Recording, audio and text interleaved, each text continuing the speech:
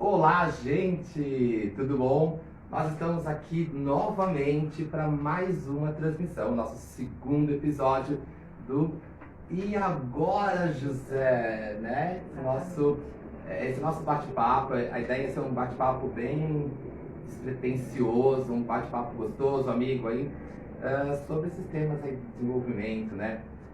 Eu sou o Pudim com Limoninê, sou recreador, educador lúdico, e com a gente aqui a gente tem a estrela desse programa, que é a Mônica, né, conhecida na recreação também como Tia Nana, também atuou muito nessa área da recreação, também atuou muito nessa área da educação, hoje atua muito forte na de educação. É a nossa neuropsicopedagoga, né, a pessoa que tem umas ideias aí sensacionais, e a ideia desse projeto é a gente formatando essas ideias. Ela é uma pessoa incrível que ela pensa falando, né? Então, quando ela está nesse desafio, que nem nós estamos agora, de falar para vocês sobre um assunto, ela vai tendo ideias muito legais, e é isso que a gente quer estimular, esse bate-papo onde vão surgir muitas ideias que vão mais para frente se tornar um blog, e a gente então vai mais para frente tentar transformar isso numa publicação mais legal. Mas fala pra gente qual que é o tema que a gente vai trazer hoje. Adorei a parte da estrela. Bom dia, gente! Então, hoje a gente pensou nesse Agora José, e aí eu quero explicar um pouquinho em que dia que nós estamos hoje. Hoje é uma quinta-feira bem atípica. Essa quinta-feira, ela é uma quinta-feira, como a pandemia mudou tudo na vida das pessoas, né? O carnaval, ele não aconteceu em fevereiro nem no começo de março, né? Então, ele está acontecendo em abril, hoje é 22 de abril, e hoje a gente tá aí nessa parada de carnaval. Então, a gente tem quinta, nem é segunda e terça, né? Então, ficou quinta, sexta, sábado e domingo, onde está acontecendo os desfiles de carnavais em algumas cidades, né? E nós estamos, então, nesse feriado diferentão aí em casa, e ele caiu numa quinta-feira do E Agora José. E aí, agora, José, dessa semana, a gente conversando um pouco, o tema de hoje vai ser: vamos ampliar a oralidade das nossas crianças e dos nossos adolescentes. E aí eu vou trazer um pouquinho de estratégia, de como que a gente faz isso, como a gente faz isso em casa, como a gente faz isso na escola, como a gente faz isso no clube, no acampamento. A ideia dessa discussão é sempre a gente tentar trazer para vocês uma coisa bem mão na massa, né? A gente tem experiência com criança, não só porque a gente tem os nossos, né? Então, eu sou pai de 3 filhos, né? Dilma já com 25 anos, um com 14 quase, virando 15 essa semana, e uma pequenininha de 7. Então, é nosso laboratório, aí a gente convive com essas crianças o tempo todo em casa, como pais, né? Mas também a gente trabalhou muito tempo em acampamento, convivendo com crianças de muitas idades, com adultos, com equipes de profissionais.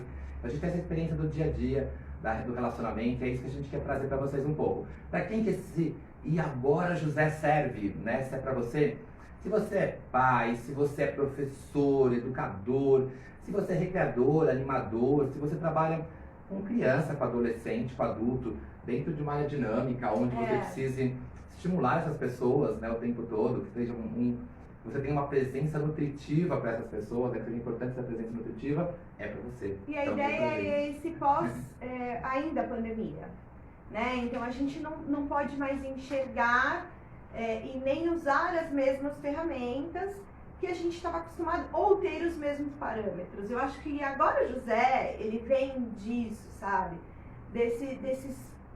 Eu fazia isso com crianças de 4 e 5 anos e agora não está dando certo, porque eu uso aqueles parâmetros.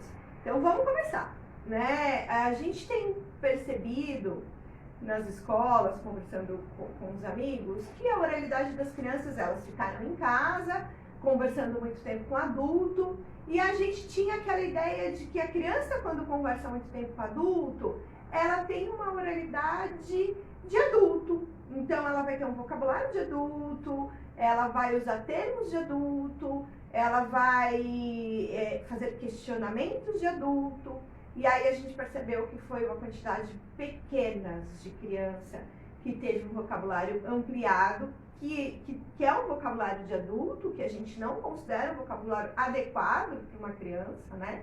A criança, ela ainda precisa estar dentro de uma imaginação e usar palavras que não existem, fazer conjugações que não existem, né? Usar aqueles verbos que Foi ampliado, mas foi ampliado foi assim, ampliado, meio que pulando uma fase, talvez, né?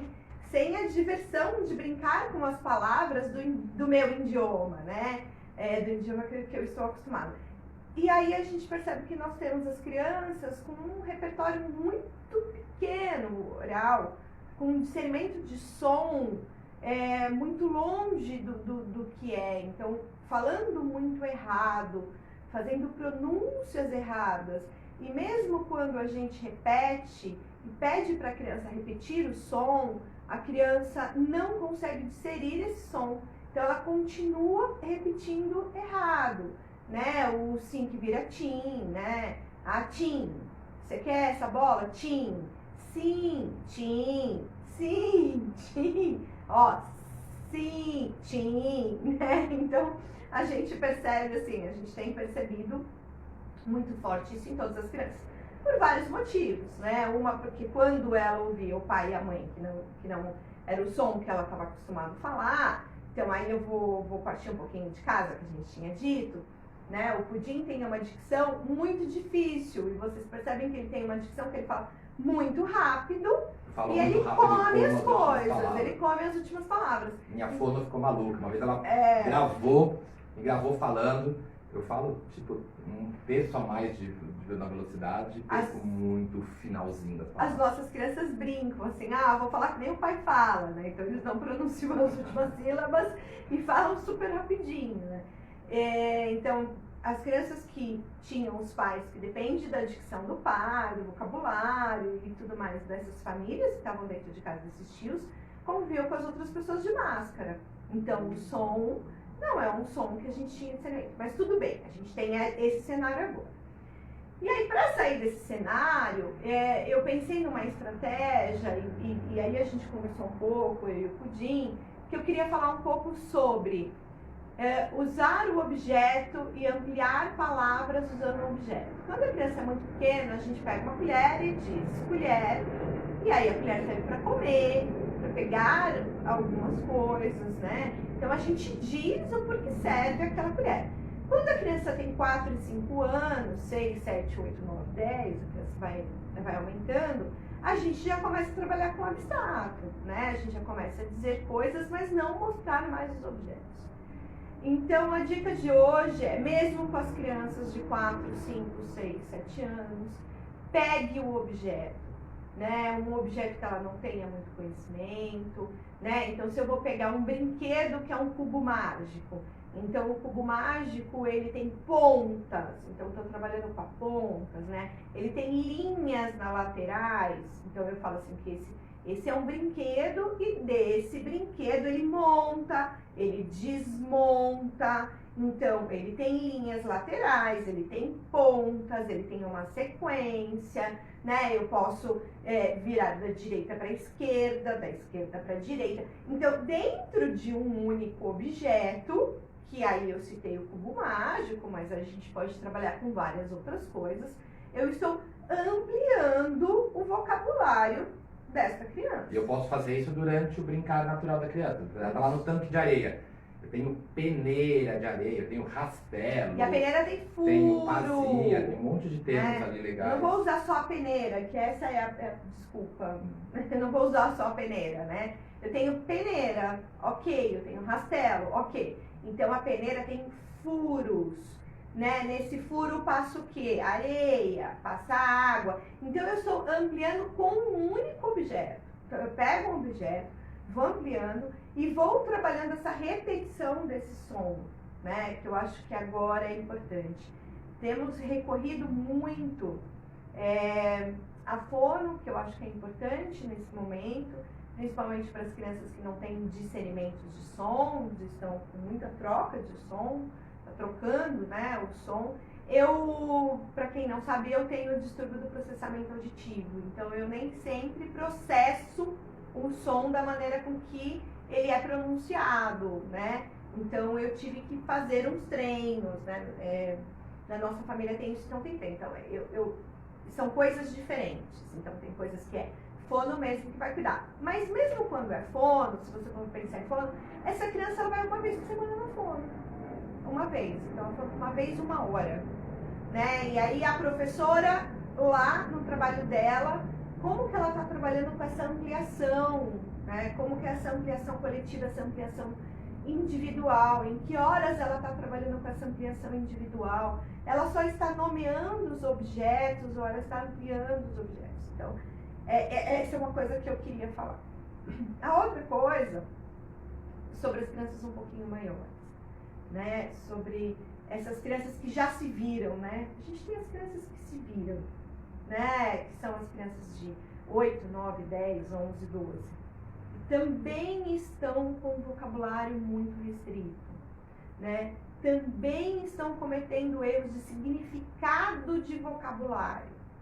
E aí, retomando na nossa passada, lembra que a gente falou sobre negociação? Se você não assistiu, tá aí no nosso Instagram, tá no nosso YouTube, tá no nosso Facebook, só procurar por Recriação Magazine, tudo vai ficar gravado, então vai ser uma sequência de episódios que você vai poder assistir e complementando os termos, perguntando pra gente, a gente pode propor coisa pra gente falar mais, pode criticar, pode falar mais nada disso, eu penso desse outro jeito, vai pra você participar junto com a gente. E aí, agora José, e o medo que a gente tem de alguns profissionais, é que essa criança que ela já tem um vocabulário que ela se comunica, né? Que ela se vira, ela se comunica e tudo mais. Você consegue entender. E aí ela volta para a escola e a gente conteúdo, que é o conteúdo, porque não se criou um novo conteúdo para pós-pandemia ou para depois da pandemia, é o mesmo conteúdo que a gente tem. E aí a gente, na fase lá do terceiro ano, do segundo ano, do quarto ano, que a gente trabalhava muito o significado e as inserções dessas palavras dentro do significado, né? Como que você insere essa palavra, né, dentro do contexto ou dentro dessa frase, como você usa essa palavra no dia a dia, ela acabou ficando muito em casa, né? Quando ele chega lá no 6º ano, ele não teve. E aí a gente no conteúdo e a gente está deixando esses significados para trás. Né? E a criança não se perde, talvez, porque ela não entende o conteúdo. Talvez porque ela não tenha ampliação nem oral, nem escrita, né? E aí escrita é o pós, né? O oral, do significado das coisas. Ela não faz uso daquilo, né? Então a gente vai ter que trabalhar o oral e o significado das coisas.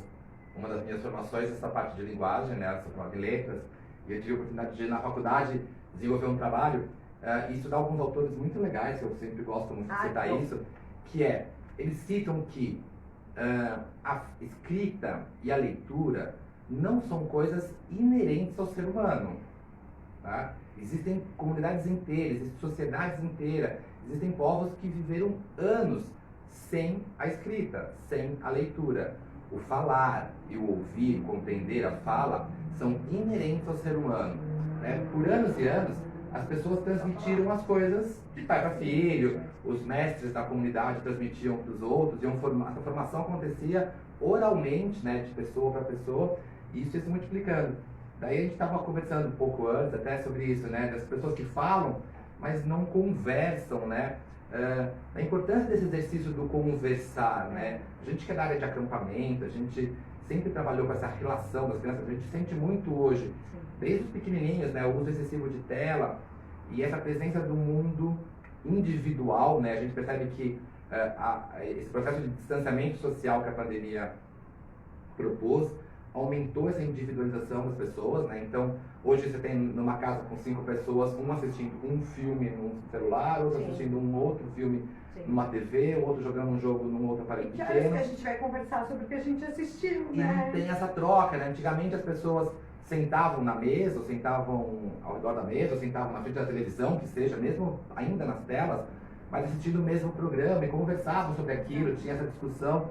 E a gente percebe, nós somos do acampamento, a gente percebe que quando a gente tira as crianças dessa individualização e a gente vai fazer atividades coletivas, né, a escola propõe isso, as práticas recreativas todas propõem isso, esse convívio social, a gente passa a ter essa oralidade sendo desenvolvida em grupo, né, porque daí eu preciso me fazer entender, né, eu preciso entender várias palavras, eu tenho que criar jeitos diferentes de falar, e acho que isso vai enriquecendo esse processo, e o distanciamento também trouxe isso para um espaço pequenininho, né? Sempre as mesmas pessoas falando, o pai e a mãe, a gente já falou no outro episódio, muito ocupados, né? Então os pais, os avós que estavam cuidando das crianças, estavam também numa situação completamente diferente, de medo, de luto, aprendendo a trabalhar remotamente, que era difícil, ela estava fora da sua zona de conforto, e tendo que cuidar das crianças sem dando muita atenção, né? Assim, meio que, hoje a criança falou mais ou menos uma coisa que deu para entender, você, ok, tá aqui, ó, comida que você quer, tá aqui. Isso. Né? E resolvendo muito rapidamente. Você acha que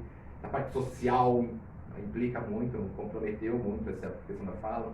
A gente estava até conversando sobre quando ele fala isso, né? E aí eu lembrei de um caso assim do nosso filho, a gente passeando com o nosso filho, ele devia ter uns 8, 9 anos, com um primo de 8, 9 anos, né? E cada um tem o seu temperamento também, a gente depois, mais pra frente, vai falar um pouquinho disso.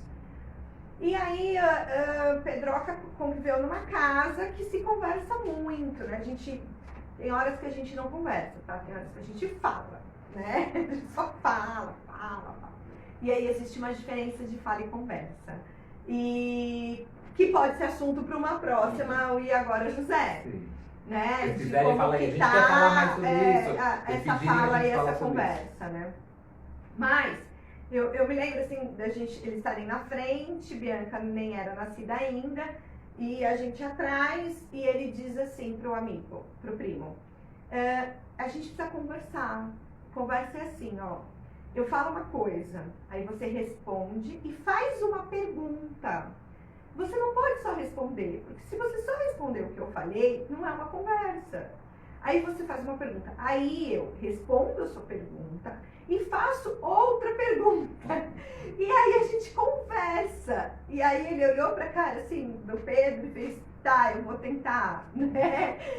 Não era um hábito muito dele, não fazer. Ele era uma criança que sempre responde, nunca deixou de falar, ele se perguntava, ele respondia, mas simpático, só que não ou contava coisa, e era um contar coisa, não era um perguntar pra você no final, né? Ai, olha, eu assisti isso, não sei o que, e fiquei emocionada. Você já assistiu algo parecido? Ou o que você acha disso? Isso é uma conversa, eu fiz uma pergunta e tô pedindo pra que ele faça uma interação, né? Comigo, que aconteça uma interação. E aí a gente precisa voltar a essas conversas. Né? Na pandemia, essas famílias, elas falaram entre elas. Qual foi o tempo que elas tiveram dedicados às conversas, né? A trazer o que eu sinto, o que eu vivi, né? E o que você já viveu isso, você já sentiu isso, você gostaria, né, de viver. Eu assisti um filme que é muito legal, que teve isso, que teve aquilo, que teve aquilo. Você gostaria de assistir esse filme comigo? Né, para você ver, para você sentir todas essas coisas, ou eu já experimentei essa comida e ela é assim, eu também já experimentei uma comida parecida, que também não tinha disso, mas tinha disso e eu gostei ou não gostei. Então a gente também precisa, com as nossas crianças, e aí agora a gente vai dar um salto dos nossos adolescentes, a gente tem a impressão de que os nossos adolescentes não gostam de conversar. E eu não sei quanto tempo eu tenho, né? A gente parou aqui sem hoje a gente tá em casa, a gente né? quiser dar um pouco mais de espaço pra gente aqui. A gente vai mudar, a partir do próximo episódio, provavelmente estamos tentando pensar nisso, e mudar para uma gravação ao vivo no YouTube e depois passar gravado pro Instagram, né? E daí a gente começa a trabalhar com a tela ao contrário, pra gente ter mais espaço horizontal, né? Porque essa gravação ao vivo do Instagram precisa ser em pé, tá? A gravação original está sendo no Instagram e a gente também está passando para as outras mídias. E esse formato a gente fica meio apertadinho, aqui a gente está montando um estúdiozinho gostoso, então a gente tem mais espaço. Porque a gente está longe do lugar, a gente não consegue 20 ter minutos só, quanto tempo a gente quer já falar. falou. Os nossos adolescentes, essa impressão que a gente tem, que eles não gostam de conversar, é uma impressão de adulto. Os adolescentes não gostam de especulação. Que a gente especule ou que a gente tenha outras intenções. Converse sobre bobeira com eles.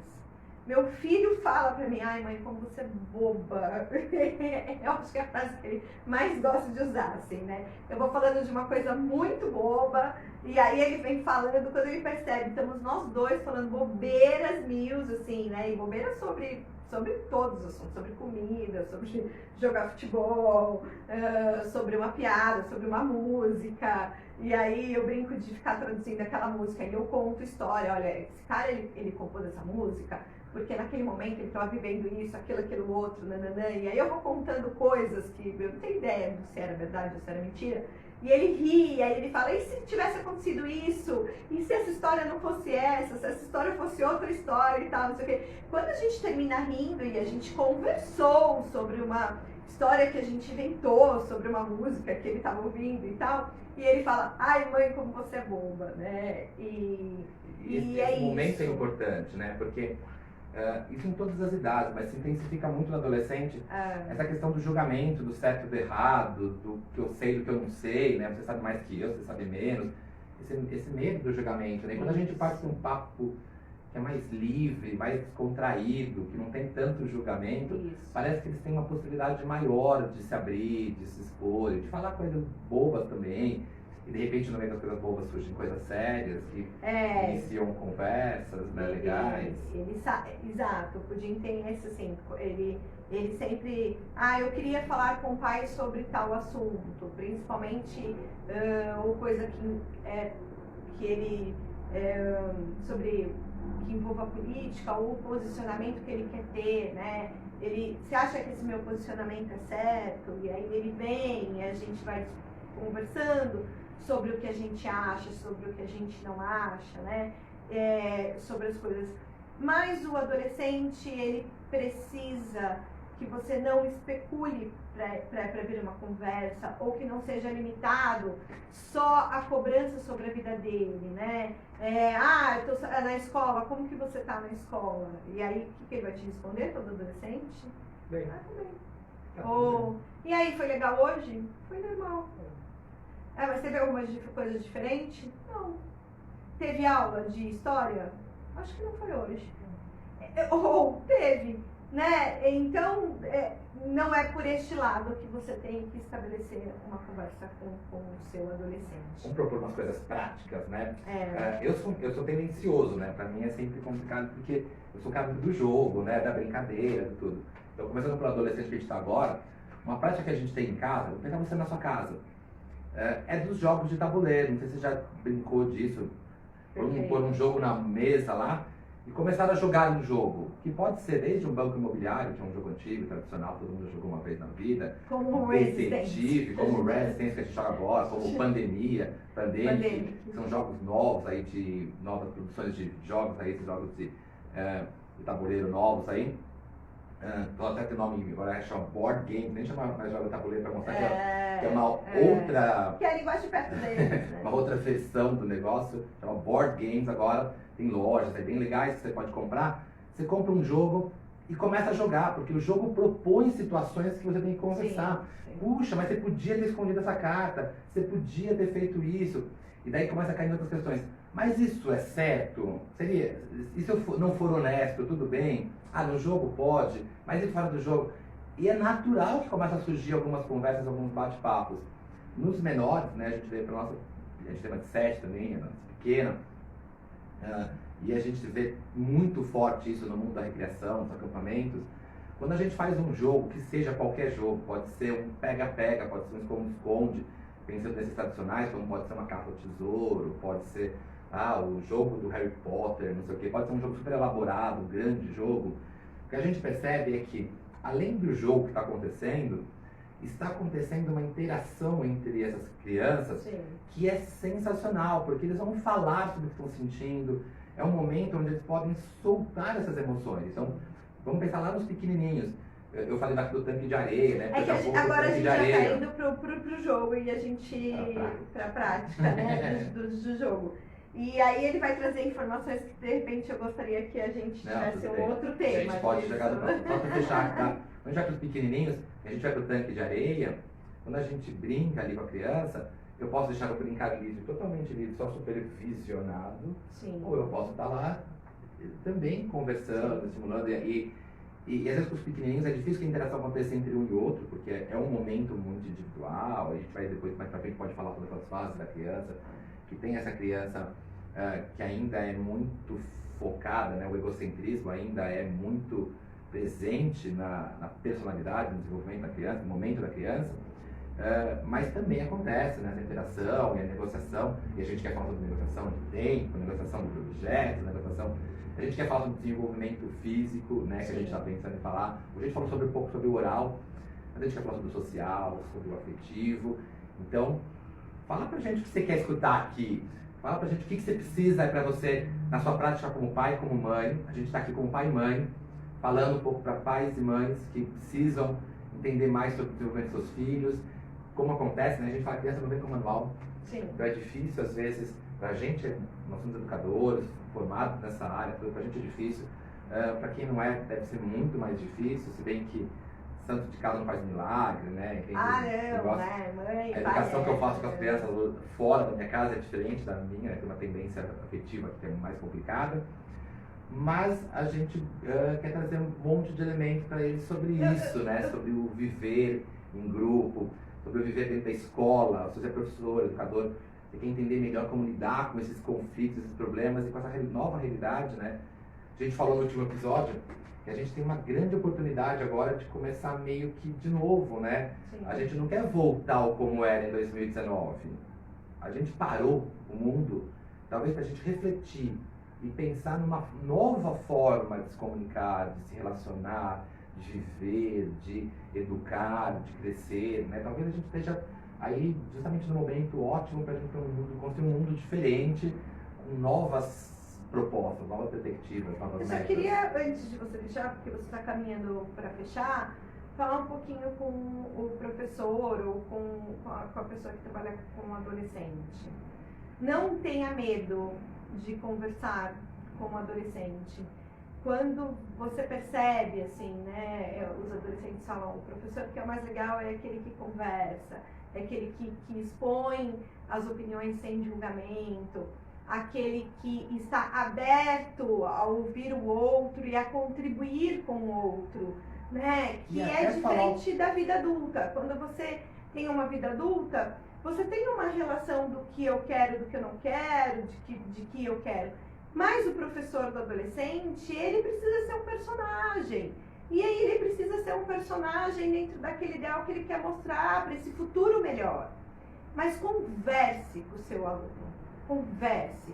Hoje, o que os alunos mais reclamam, e os alunos adolescentes, e fui diretora de adolescente, e o que eles mais reclamam é, o professor nem falou nada comigo. Eu perguntei, ele não me respondeu, e às vezes o professor nem ouviu. Converse o seu aluno, falar, né? ou ficou com medo de falar. Lembra da fala da conversa? Talvez até ele tenha falado a resposta, mas não tenha conversado. O Pudim fala uma coisa que ele faz uma coisa em casa que é ótima, ele faz assim, ele não quer falar uma coisa, no final ele fala, eu brinco assim, né? Aí não chega, então ele te respondeu, ele te respondeu mais ou menos, né? Mas o professor do adolescente precisa conversar com o adolescente, né? Conversar com o adolescente dentre, eu tenho medo, porque depende do que ele vai interpretar, do que ele vai falar, das coisas que são polêmicas, das coisas, se apoie na sua coordenação, veja o que a escola onde você trabalha, qual é a linha que a escola que você trabalha segue, né? Mas converse com esse adolescente, não ache que entre eles têm que ter maturidade para desenvolver um projeto, para chegar lá, eu quero ver aonde isso vai dar. Não vai dar em um lugar sim, porque ele já tem todo um repertório, mas vai ser muito melhor se ele tiver a interferência desse adulto, desse professor, que fez essa escolha de dar aula para adolescente. Então, converse com esse adolescente. Hoje, o professor, em 80% das vezes, é a maior ponte entre o adolescente, o que ele está sentindo e como eu posso ajudá-lo. Muitas vezes, dentro de casa, os pais não têm essa oportunidade. E aí isso dá mais 500 lives, né? Eu sou o contraponto, né? A Mônica é bastante hoje, né? Ela tem uma vida grande na área da recreação, da educação informal, ela está sempre muito na área formal. Sim. Eu estou um pouco mais na área informal, né? Sim. Converso com adolescente sempre, né? Quando a gente vai para um acampamento, num hotel, numa festa, a gente faz um trabalho, a gente desenvolve um trabalho num projeto muito legal de educação ambiental aqui próximo, né, na floresta. Chama A Floresta, na Floresta. Né? Abraço pela Floresta te assistindo. E uma das primeiras coisas que eu tive a oportunidade de falar com a equipe de trabalho lá é que é um projeto voltado para pequenos, né? E que às vezes o adolescente entra e você perde a oportunidade de trazer esse adolescente para o seu lado e conversar com ele. Converse com o adolescente, com o intermediário, com o pré-adolescente, com a criança pequenininha. A gente está falando sobre linguagem, né? E a gente aprende linguagem na troca, né? A linguagem se desenvolve no relacionamento, né? A gente fala que a educação como um todo se desenvolve no relacionamento, mas vamos pensar na linguagem, a linguagem só se desenvolve na troca. Senão ela não é linguagem, senão ela é só fala, senão ela é só comunicado, né? Se eu emito uma ideia, mas eu não penso em quem vai receber essa ideia, eu estou só falando. A conversa tem a ver com pensar em quem está recebendo. O receptor é importante. Quando eu escrevo um livro, eu sou escritor. Quando eu sou um profissional, né? Quando eu escrevo um livro pensando que alguém vai ler. Eu trabalho com marketing digital. Quando eu faço um post na internet, é uma comunicação. Mas não é para mim. Eu penso que alguém vai ler. Hoje, as técnicas de marketing até falam assim, você tem que pensar num avatar. Quem que é aquela pessoa que está conversando? Para que a conversa fique conversa. Né? Quando eu gravo um vídeo aqui, a gente está pensando em você que está assistindo.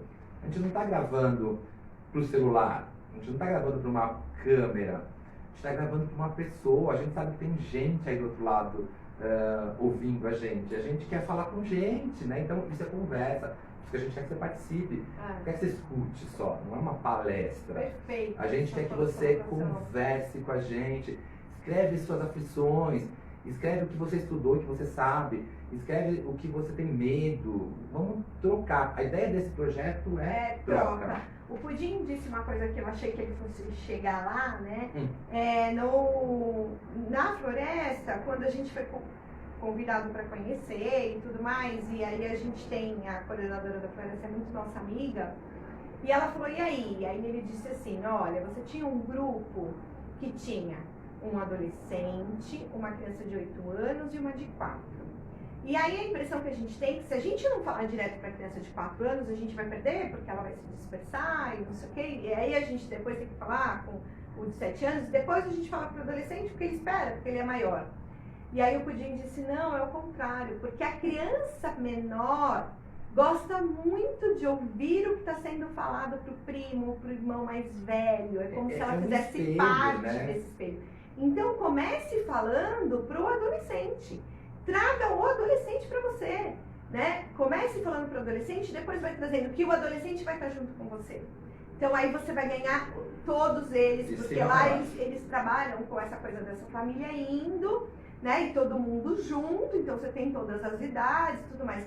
E aí o Pudim falava assim, com vários adolescentes, ela falou, putz, que tá legal, assim. Ela falou que depois que ela conversou com a equipe, e que a equipe mudou, né, para quem que eu tô falando, e vamos conquistar primeiro o maior, porque o menor ele vai vindo, e aí depois você chega lá, foi muito mais fácil o grupo inteiro estar interagindo. E essa vivência acontece em grupos pequenininhos na sua família, né? Se o pai e a mãe conseguem estabelecer uma conversa legal com seu filho adolescente, seu filho pequeno participará dessa conversa.